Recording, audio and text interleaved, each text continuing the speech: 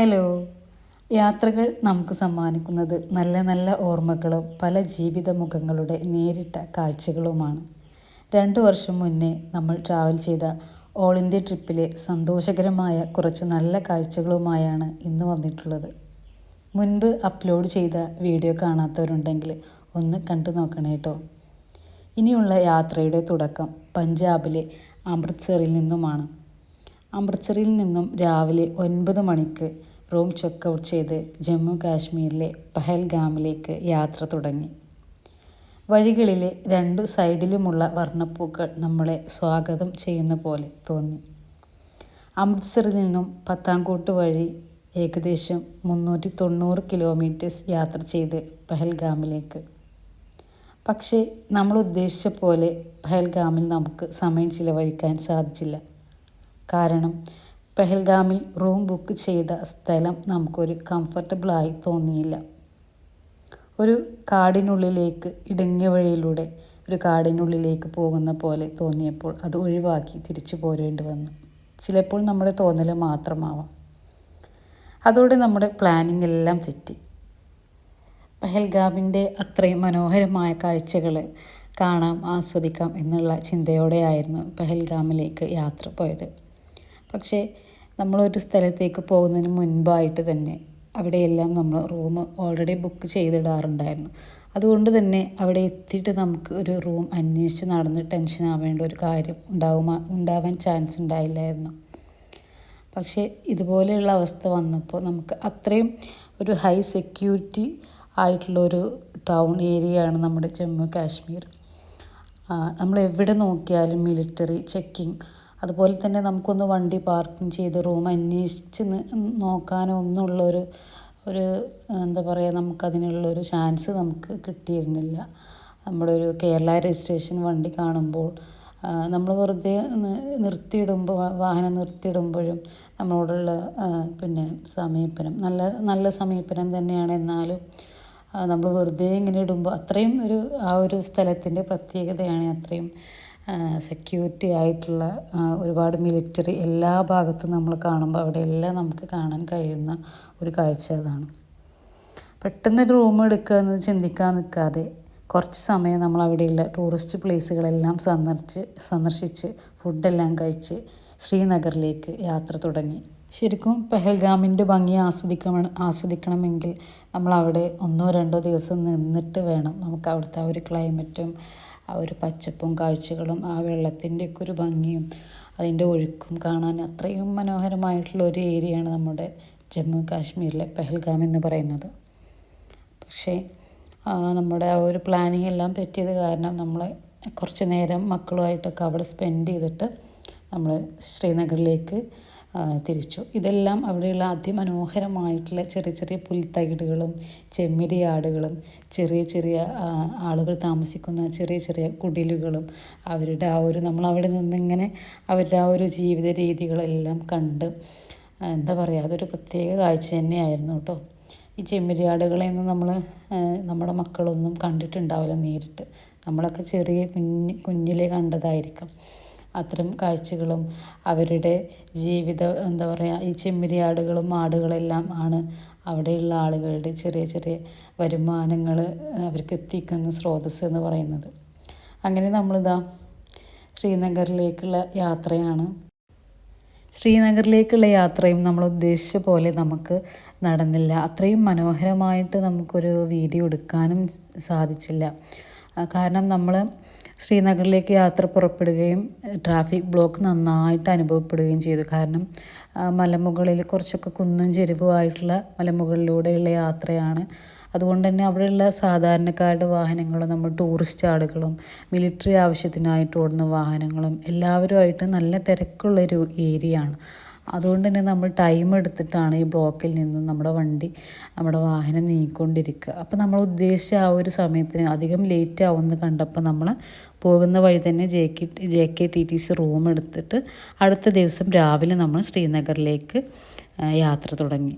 ശ്രീനഗറിൽ ദാൽ ലേക്കിന് കുറച്ച് തൊട്ടടുത്താണ് നമ്മൾ റൂം എടുത്തത്. അവിടെ നിന്ന് നമുക്ക് ദാൽ ലേക്ക് കാണുവാനുള്ളൊരു ആവേശം നന്നായിട്ട് തന്നെ ഉടലെടുത്തു. ഷിക്കാർ ബോട്ടുകളും അതുപോലെ തന്നെ ആഡംബര ബോട്ടുകളും സർവീസ് നടത്തുന്ന ഒരു എന്താ പറയുക, മനോഹരമായ ഒരു ടൂറിസ്റ്റ് പ്ലേസാണ് ദാൽ ലേക്ക്. ഇപ്പോൾ നമ്മൾ ഈ യാത്ര പോയിക്കൊണ്ടിരിക്കുന്നത് ദാൽ ലേക്കിലാണ്. അപ്പോൾ കണ്ടാൽ തന്നെ അറിയാം അവിടെ എല്ലാം മിലിറ്ററിയുടെ ആ ഒരു ഹൈ സെക്യൂരിറ്റി ഉള്ള ഒരു ഏരിയ ആണ്. അപ്പോൾ അതുകൊണ്ട് തന്നെ ആ ദിവസങ്ങളിൽ അവിടെ നമ്മുടെ പ്രൈം മിനിസ്റ്ററിൻ്റെ വിസിറ്റിംഗ് പ്രോഗ്രാം കാര്യങ്ങളെല്ലാം ഉള്ളത് കാരണം പല റോഡുകളും ബ്ലോക്കായിരുന്നു. അപ്പോൾ ദാൽ ലേക്ക് നമ്മുടെ എന്താ പറയുക, ഒരുപാട് ആളുകൾ വരുന്നതും ബോട്ടിംഗ് സർവീസ്, ഷിക്കാർ ബോട്ടുകളെല്ലാം ഉള്ളൊരു ഏരിയ ദാൽ ലേക്കിൻ്റെ ഒരു പ്രധാന ഭാഗമുണ്ട്. ആ ഭാഗത്തേക്കായിട്ട് നമുക്ക് പോകാനായിട്ട് സാധിച്ചില്ല. കാരണം അവിടെയെല്ലാം ബ്ലോക്കായിരുന്നു, വാഹനങ്ങൾ അങ്ങോട്ട് കടത്തി വിടുന്നുണ്ടായിരുന്നില്ല. അപ്പോൾ ഇത് നമ്മൾ ദാൽ ലേക്ക് കാണുവാനുള്ളൊരു ആവേശത്തിൽ ഇങ്ങനെ പോയിക്കൊണ്ടിരിക്കുകയാണ്.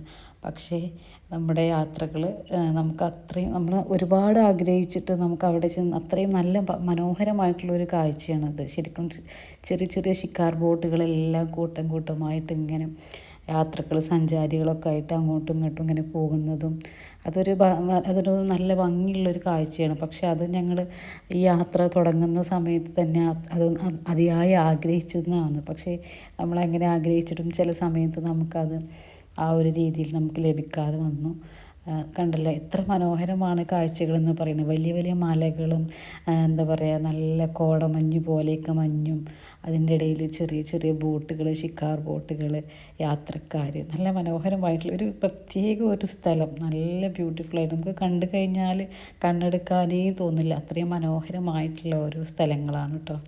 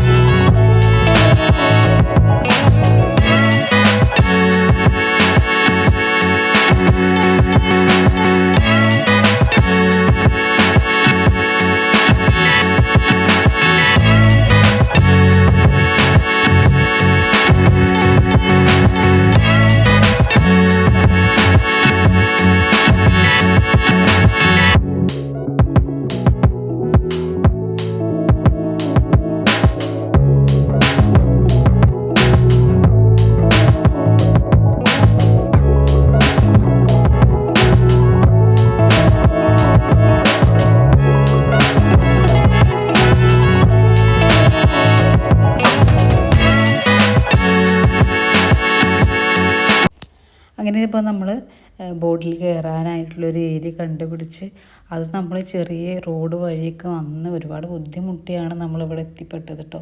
അവിടെ ഇതുപോലെയുള്ള കാറ് പാർക്ക്, നമ്മുടെ വാഹനം പാർക്ക് ചെയ്യാനുള്ള ഏരിയ ഉണ്ട്. ഇതുപോലെ കുറച്ച് ചെറിയ ചെറിയ കച്ചവടങ്ങളുണ്ട് ഇതിൻ്റെ സൈഡിലായിട്ട്. ഇതിൻ്റെ അരികിലായിട്ടാണ് ബോട്ടിംഗ് സർവീസ് ഉള്ളത് കേട്ടോ.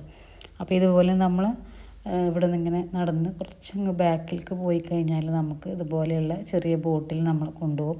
100 രൂപ എങ്ങാനും ആണെന്ന് തോന്നുന്നു ചാർജ്. 2 വർഷം മുന്നെയാണ് നമ്മൾ പോയത്. അപ്പോൾ ഇപ്പോൾ ചില മാറ്റങ്ങളെല്ലാം വന്നിട്ടുണ്ടാവുമായിരിക്കും.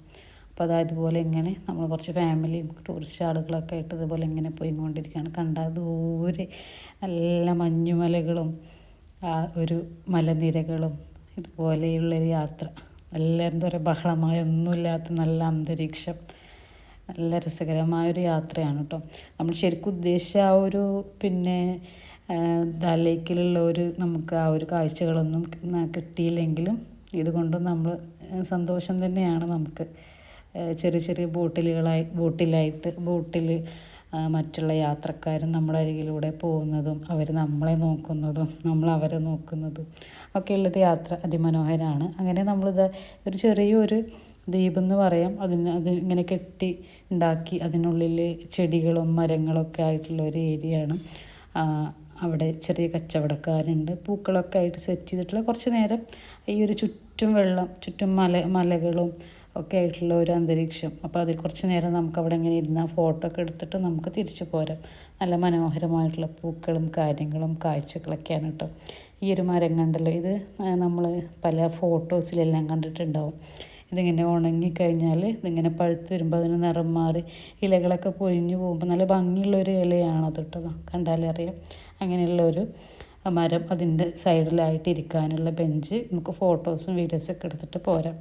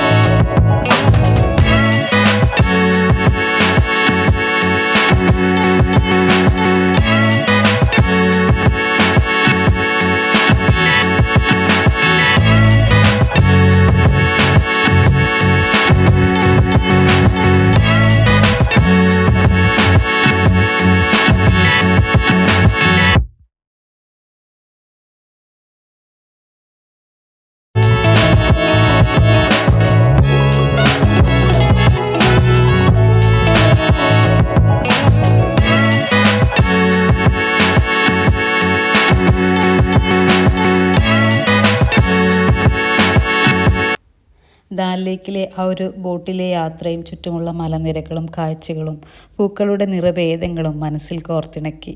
എന്നാലും ദാൽ ലേക്കിൻ്റെ നമ്മൾ ഉദ്ദേശിച്ച ഒരു ചന്തം അനുഭവിക്കാൻ സാധിക്കാത്തതിലുള്ള വിഷമവും നമുക്കുണ്ടായിരുന്നു.